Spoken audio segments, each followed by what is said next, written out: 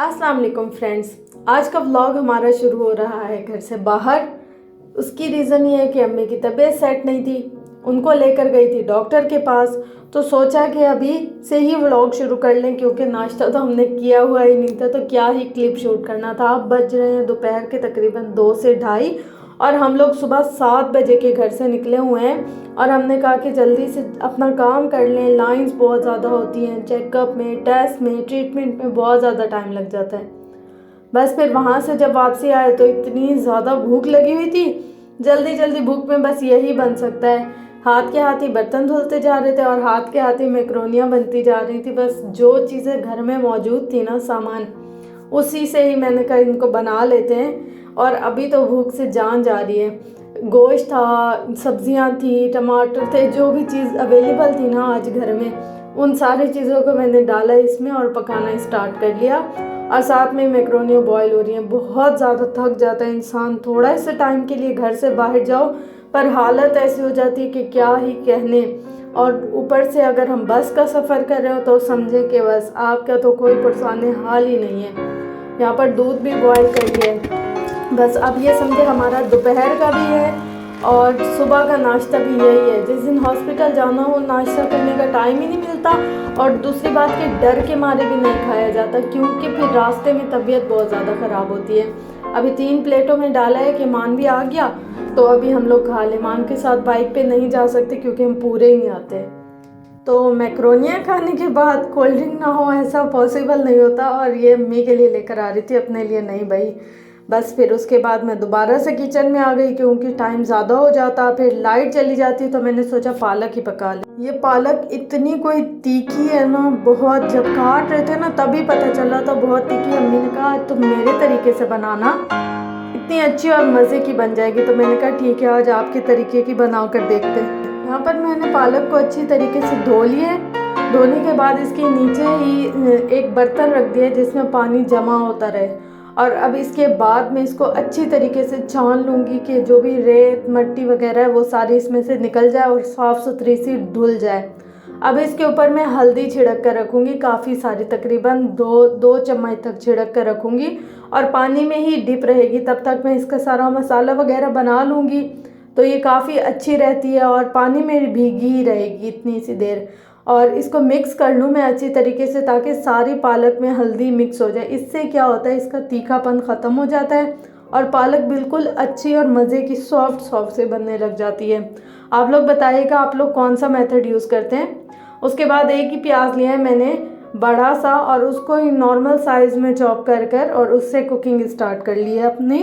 प्याज इतने ज़्यादा महंगे हो गए ना, एक ही प्याज पे इत्तेफाक करना चाहिए, नहीं तो भाई कराची में तो आप 200-250 रुपए से कम मिलते ही नहीं है।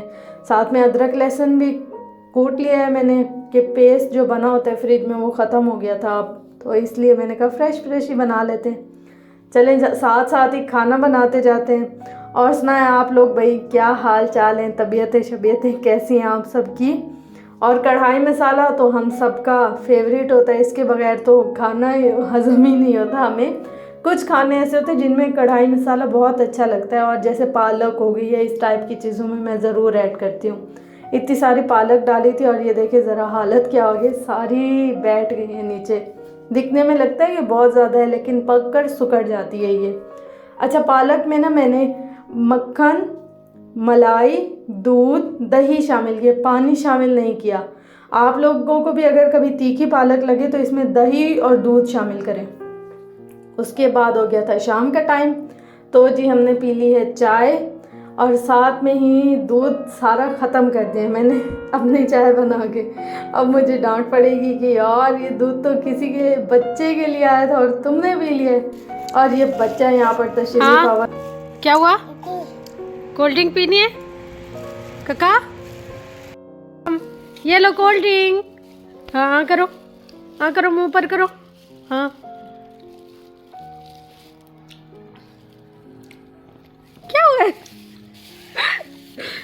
पसंद लगती है आपको? वाह है श्याम, कोल्ड ड्रिंक अच्छी लगती है आपको? हाँ ये लो।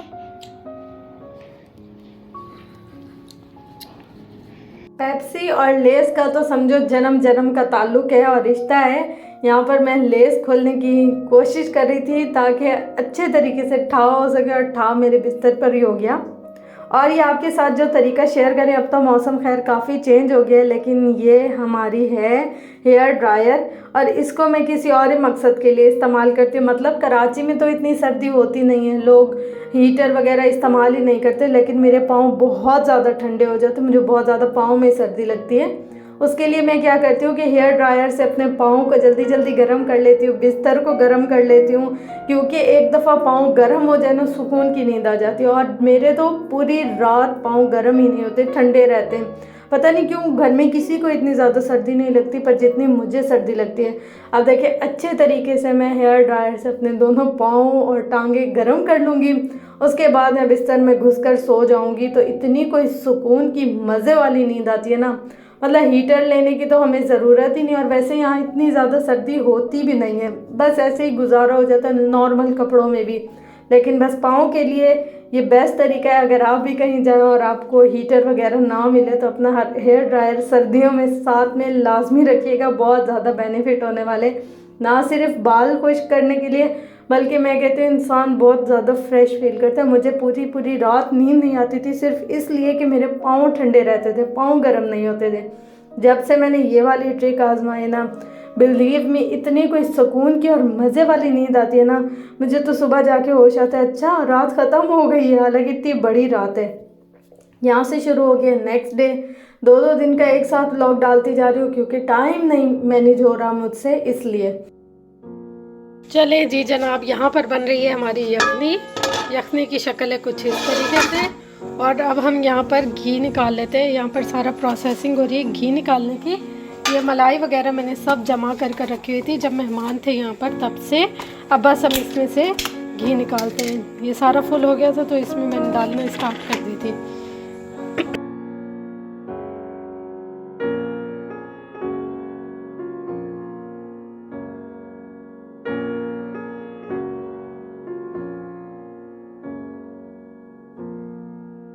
काम के साथ साथ बर्तन भी धुलते जा रहे हैं। मतलब जितना कोई हम जितने टाइम किचन में है उतने टाइम बर्तन धोना तो मांगता ही है।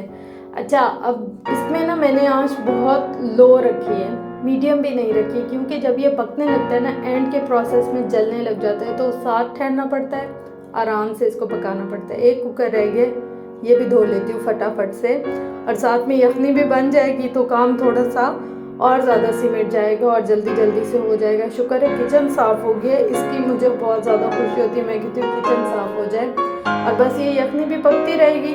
इसका एक दफ़ा से मैंने सारा सामान ऐड कर लिया तो अब बस 3-4 घंटे तो इसको भूल ही जाओ, बस पकती रहे। उसके बाद खुद ही छान लूँगी मैं। अब बस यहाँ पर घी निकालने का टाइम आ गया है। देखिए साथ साथ लगने लग गया है, इसको यही लगने नहीं देना होता, बस चम्मच हिलाते रहेंगे और ये खालिस तरीन घर का देसी घी तैयार हो रहा है। क्या वाह वाह खुशबू है इसकी, लाजवाब, आला तरीन, बहुत मज़े का टेस्ट भी इसका और खुशबू भी बहुत लाजवाब। इतना मज़े का बनता है ना ये, दिल करता है बस पी जाओ, मतलब खा जाओ, पी नहीं, ऑयल कौन पीता है। और यहाँ पर बस यखनी का भी प्रोसेस एंडिंग पे, और इस पर जब मैं तड़का लगाऊंगी वो फिर मैं देसी घी का ही लगाऊंगी। यहाँ छन्नी से मैंने छान लिया क्योंकि मैंने इसके अंदर सारे मसाले साबुत डाले थे, तो यहाँ पर छान लूँगी तो बेहतर रह जाएगा। और इसमें से जो गोश्त होगा उसके रेशे बना लूँगी। गरम गरम है, हाथ भी जलने लग जाता है कभी कभी, लेकिन जल्दी जल्दी जब काम करना होता है तो ऐसे, क्योंकि फिर अम्मी के खाने का टाइम होता है, लेट नाइट खाना नहीं देना उनको। और यहाँ पर सूप के साथ ही सर्व करने के लिए एग भी बॉयल। इसी के साथ ही अगर मेरी वीडियोस आपको पसंद आती हो तो वीडियो को लाइक, शेयर, कमेंट, सब्सक्राइब ज़रूर कीजिएगा। मुझे अपनी दुआ में बहुत ज़्यादा याद रखिएगा। अपना गिरदोनवा अहलो अयाल का बहुत बहुत ज़्यादा ख्याल रखिएगा। इंशाल्लाह इससे भी बेहतर और अच्छे व्लॉग आपके साथ शेयर करती रहूँगी। तब तक के लिए अल्लाह हाफिज़।